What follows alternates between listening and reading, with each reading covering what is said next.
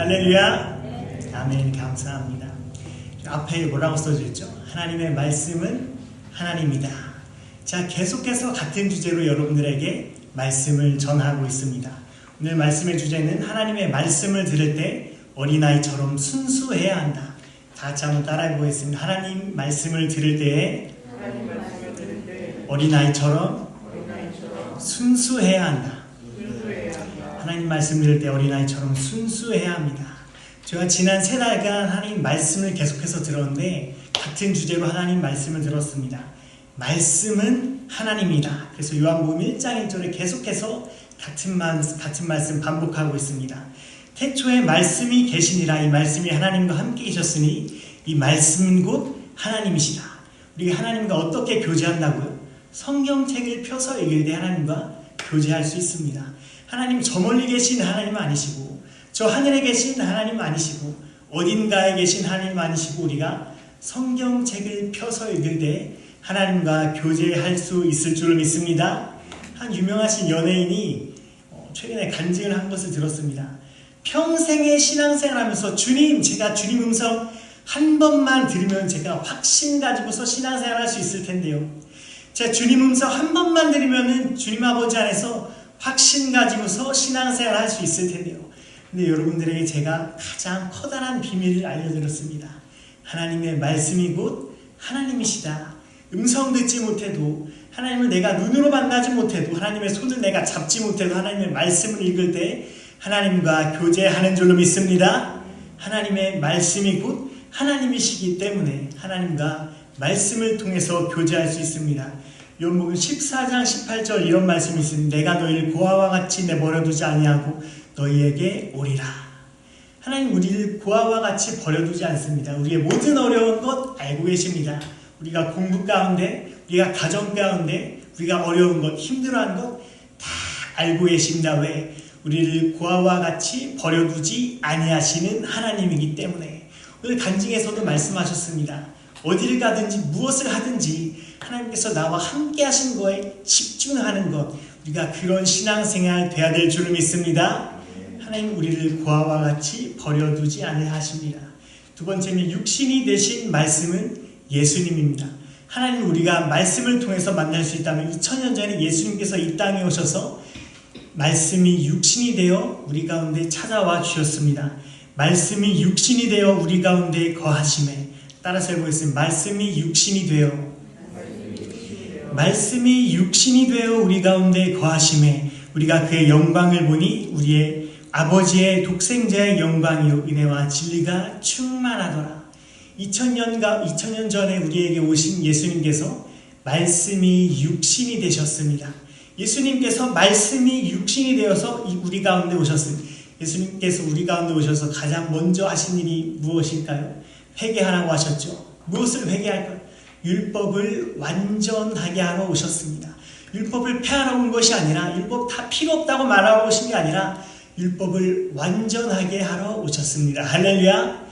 십계명이 우리 가운데 다가왔을 때 은혜가 돼야 됩니다.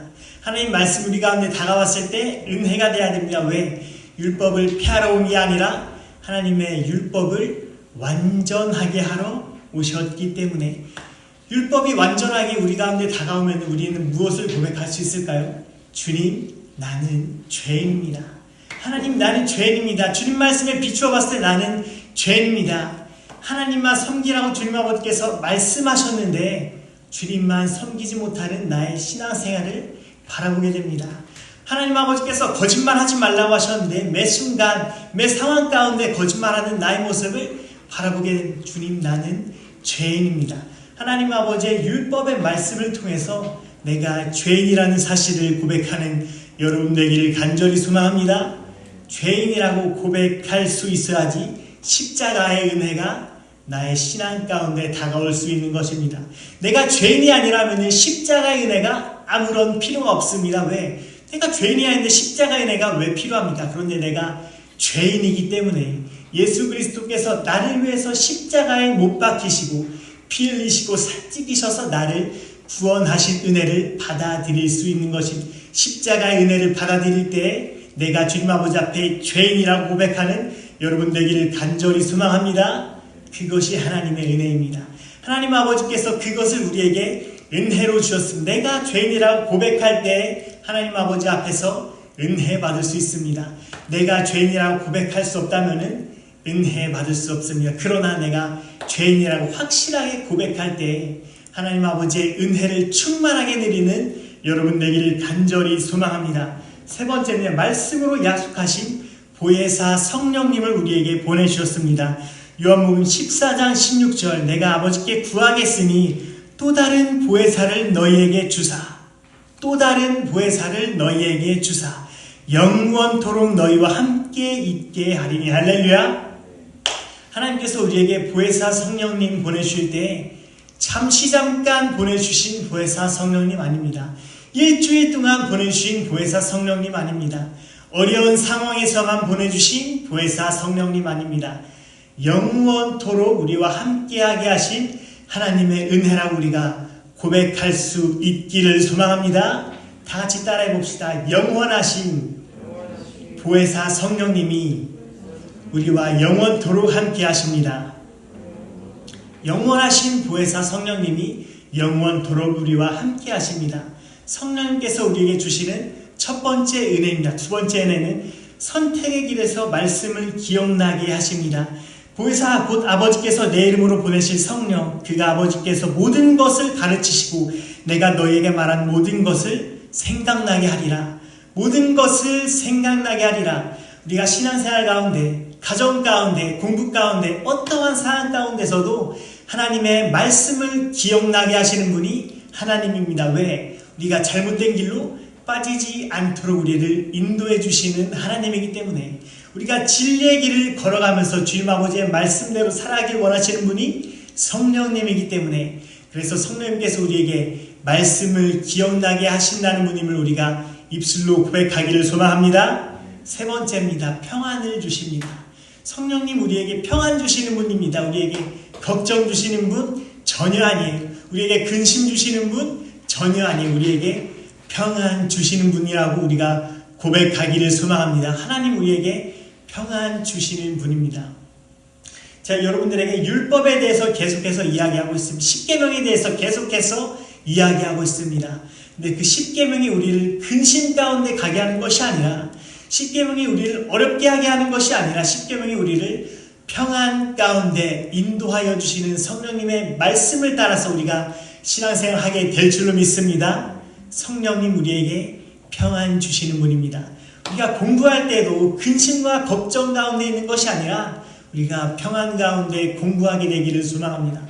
우리가 가정 가운데 있을 때에도 가정이 아무리 시끄럽고 어려워도 우리가 평안함으로 기도할 때 주님 아버지께서 가정 가운데 평안을 가져다 주실 분임을 우리가 고백하기를 소망합니다.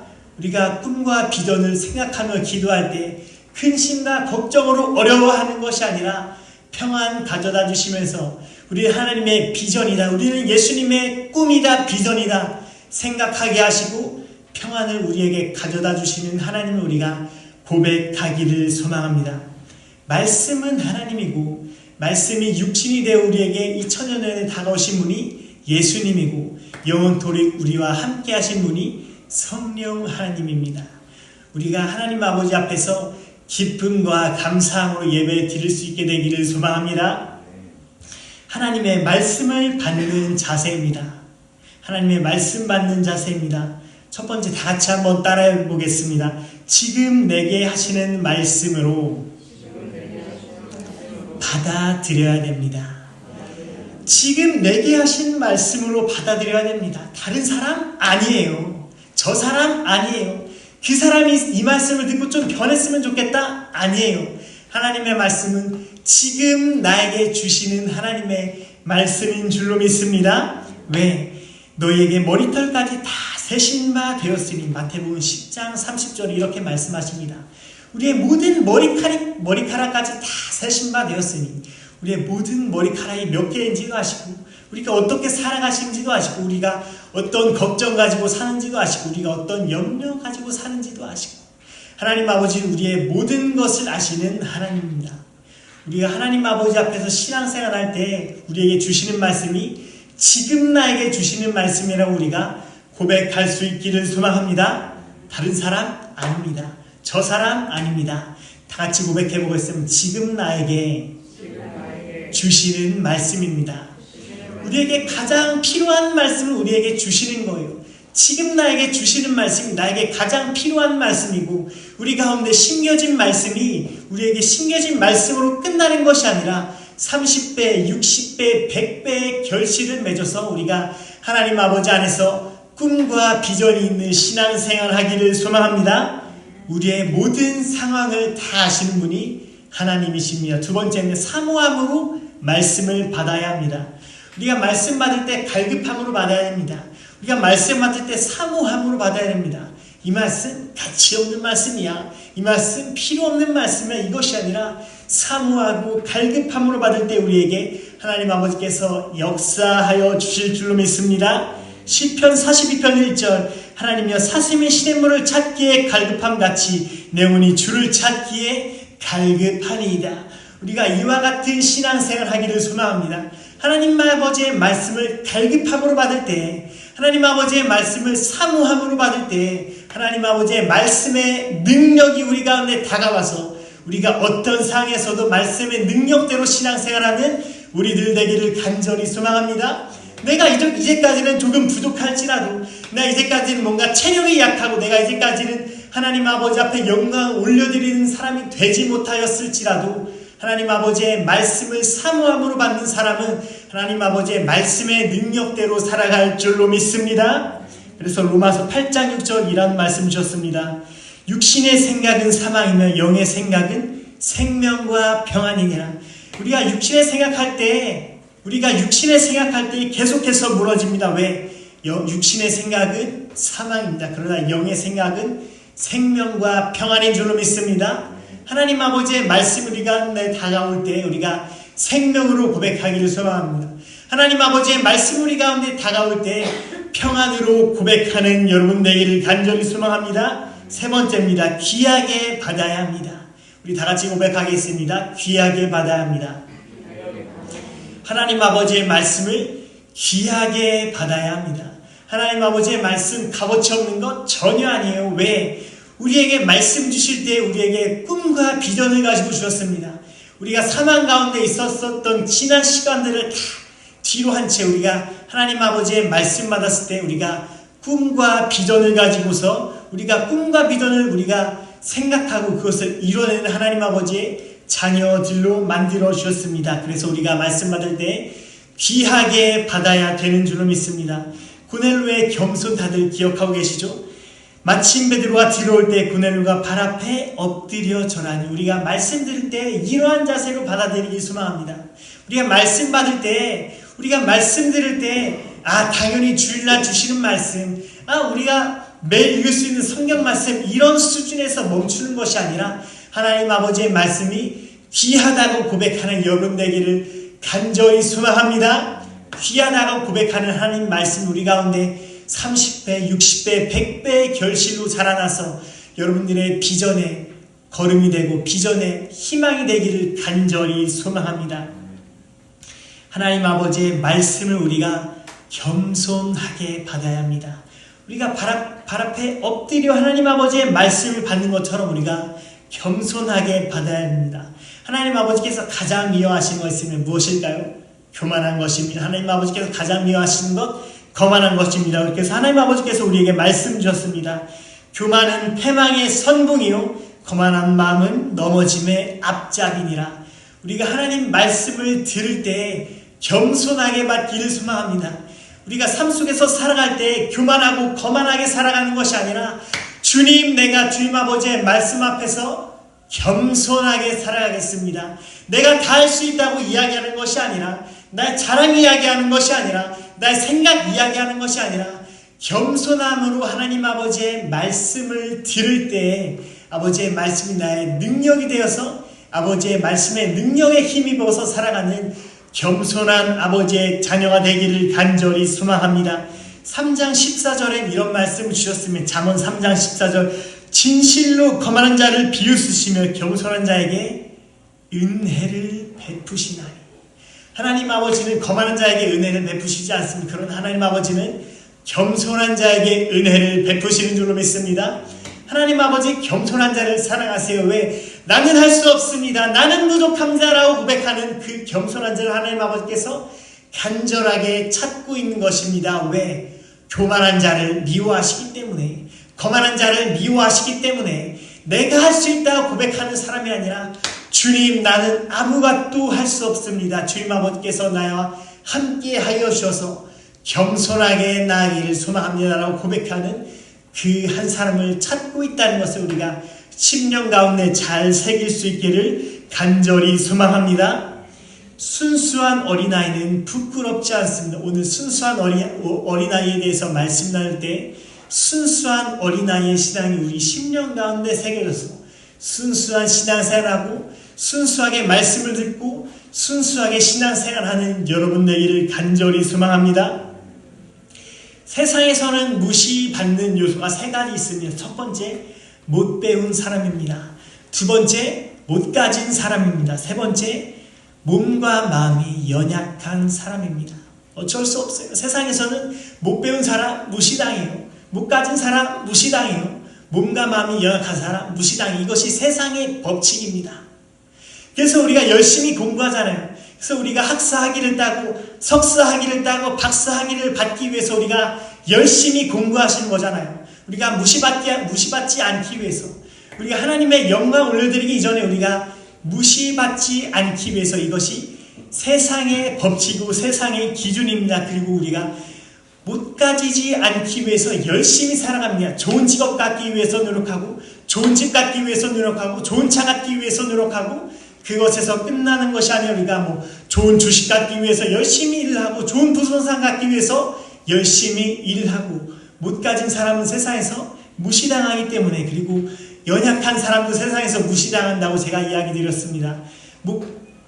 우리가 몸이 연약한 사람, 마음이 연약한 사람, 세상에서 존중받기 힘들어요. 왜? 몸과 마음이 연약한 사람은 세상에서 무시받기 딱 좋은 상황에 놓여있기 때문에. 그러나 우리가 세상에서 무시받는 것에서 끝나는 그런 신앙생활이 아니라 하나님 아버지의 말씀을 들을 때, 하나님 아버지의 말씀이 우리 심령 가운데 새겨질 때 무시받는 것에서 멈추는 것이 아니라, 무시받는 것을 더 크게 바라보고 중요하게 바라보는 것이 아니라 우리가 더 중요하게 바라봐야 되는 것, 세상에서 무시받더라도, 세상에서 조금 부족할지라도, 세상에서 조금 연약하다고 말할지라도 우리가 하나님 아버지 안에서 부족하면서도 나아가는 신앙생활 하기를 간절히 소망합니다.